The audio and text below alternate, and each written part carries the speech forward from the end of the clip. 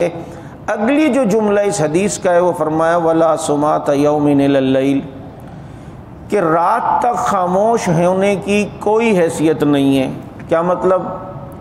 زمانے جاہلیت میں بعض لوگ خاموش رہنے کو عبادت سمجھتے تھے کہ بھائی اتنی دیر سے اتنی دیر تک میں خاموش رہوں گا اور یہ ہماری عبادت ہے، یا بعض لوگ ایک رات پوری خاموش رہتے تھے۔ حضرت صدیق اکبر رضی اللہ تعالی عنہ نے احمس قبیلے کی ایک عورت کو دیکھا کہ جی وہ بولتی نہیں ہے، کسی نے بتایا، تو آپ نے فرمایا یہ بات کیوں نہیں کرتی؟ تو کہا جی اس نے ارادہ کیا اس بات کا کہ وہ خاموش رہے گی۔ آپ نے فرمایا یہ جائز نہیں ہے، بلکہ آپ نے فرمایا کہ ھذا من عمل الجاہلیہ، یہ زمانے جاہلیت کے عمل ہیں، اور جاہلیت میں اس کو خاموش رہنے کو عبادت سمجھا جاتا تھا۔ اسلام نے اس چیز کی اجازت نہیں دی، تو پھر اس عورت نے گفتگو کر کے اپنی وہ خاموش رہنے والی اس چیز کو جو منت تھی یا ارادہ تھا جو بھی تھا اس کو ختم کیا۔ تو پتہ چلا کہ ایک چیز جو شریعت میں عبادت نہیں ہے اسے عبادت سمجھنا، اس کا کہیں بھی شریعت کے اندر ذرہ برابر بھی اس کی گنجائش نہیں ہے کہ ہم اسے دین سمجھ کے عبادت سمجھ کے اس کو جو ہے وہ کریں۔ اب دیکھیں یہ بعض جگہوں پر جو ہماری اسمبلیوں میں یا دوسری جگہوں پر 1 منٹ کی خاموشی کی جاتی ہے، اچھا جی اس کی یاد میں ذرا 1 منٹ خاموش ہو جائیں،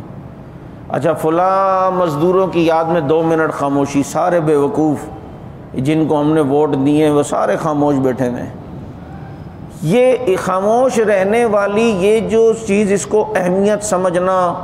اس کو کسی مرنے والے کے لیے اصالِ ثواب سمجھنا، یا یہ خاموش رہنے کو عبادت سمجھنا، اب جناب یہ تو زمانہ جاہلیت کے کام تھے، مسلمانوں کے کام تھوڑی ہیں۔ لیکن ہم غیر مسلموں کے طریقوں میں اتنا پھنسے ہیں اور ان سے اتنا متاثر ہوئے ہیں، وہ جو کچھ کرتے ہیں ہم اسے کرنے کے لیے تیار ہیں۔ اب یہ کوئی بات ہے کہ ذرا جی 1 منٹ کے لیے خاموشی اختیار کی جائے اور خاموش ہو جاتے ہیں۔ ایک ہے ویسے ہی انسان گناہوں سے بچنے کے لیے، غیبت سے بچنے کے لیے، کوئی زیادہ پڑھ کر رہا ہے تو اس کو جواب نہ دینے کی وجہ سے خاموش ہے، تو وہ ایک الگ چیز ہے، وہ آپ کو صبر پر اجر مل رہا ہے، وہ آپ کو گناہوں سے بچنے پہ۔ لیکن ایک یہ ہے کہ آپ ایک عقیدہ بنائیں کہ اتنے ٹائم سے اتنے ٹائم تک خاموش رہوں گا، یا اس چیز کی منت مان لیں، یا اسے دین کا حصہ سمجھنا کہ جی میں اتنے بجے سے اتنے بجے تک نہیں بولوں گا، یہ چیز غلط ہے۔ کسی بات کو غیبت سے بچنے کے لیے، گناہوں سے بچنے کے لیے، چغل خوری سے بچنے کے لیے چپ ہو رہا ہے، یہ چپ ہونا الگ بات ہے، عقیدے کے تحت چپ ہونا یہ بات الگ ہے۔ تو شریعت ہماری اتنی حساس ہے کہ معمولی سا عمل جو زمانہ جاہلیت میں عبادت سمجھا جاتا تھا، ہماری شریعت نے اسے عبادت سمجھ کے کرنے سے منع فرمایا ہے۔ ایسے ہی زمانہ جاہلیت میں دیکھ لینا اور کتنے سارے کام تھے، جیسے فتاوی عالمگیری میں ہے کہ ایقاد النار علی القبور فمن رسوم الجاہلیہ، قبروں پر چراغ جلانا، آگ جلانا، موم بتیاں اگربتیاں جلانا،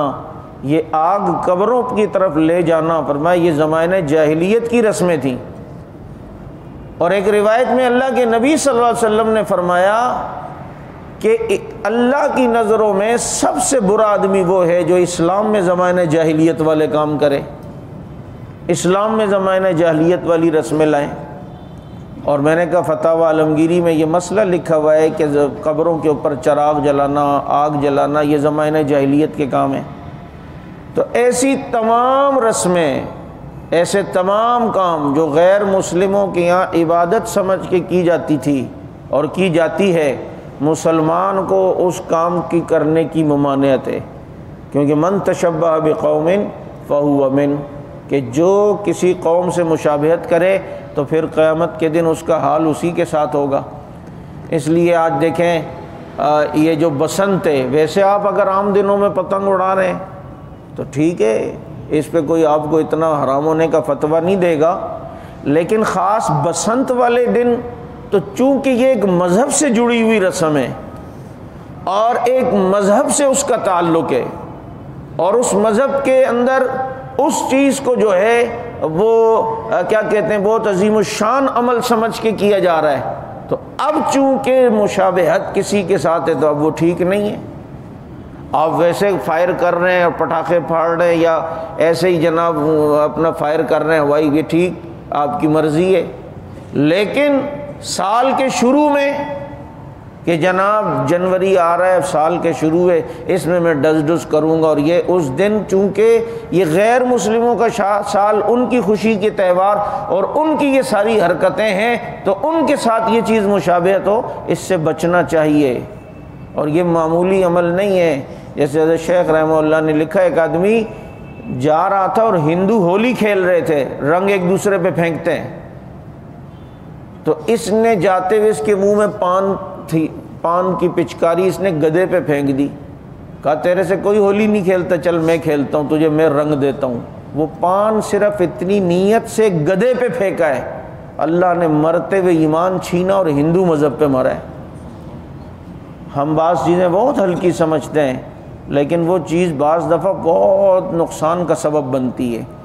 تو اللہ کے نبی صلی اللہ علیہ وسلم نے ایسی تمام چیزیں جو زمانے جاہلیت میں تھیں اسے ختم کی ہیں۔ ہمیں ان چیزوں کو لینا نہیں چاہیے جو چیزیں ختم ہوئیں، بلکہ ان چیزوں پر عمل کرنا چاہیے جو اسلام اور شریعت کے مطابق ہو۔ اللہ تعالیٰ ہمیں سمجھ عمل کی توفیق عطا